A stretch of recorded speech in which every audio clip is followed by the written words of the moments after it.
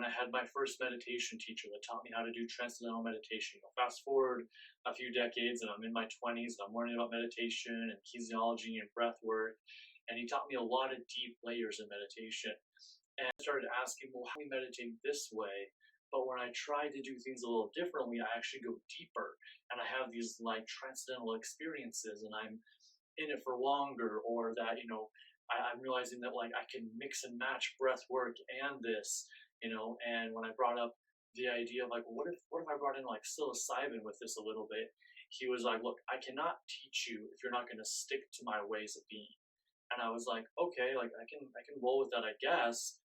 But then a month or two later, I was like, hey, so I started mixing breath work and meditation together.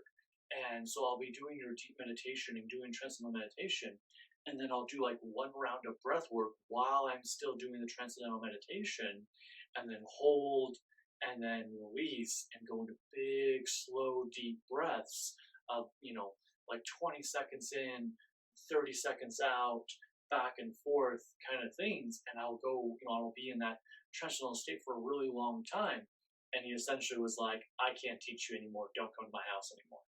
Now that's his own thing, and so like these kind of things repeated throughout my life, this pattern. That's what the shamanic initiation really triggered within me, was this realization that these patterns had repeated of abandonment, of that anytime I either reached a new level of being or I had questions that just couldn't be answered, things were taken away.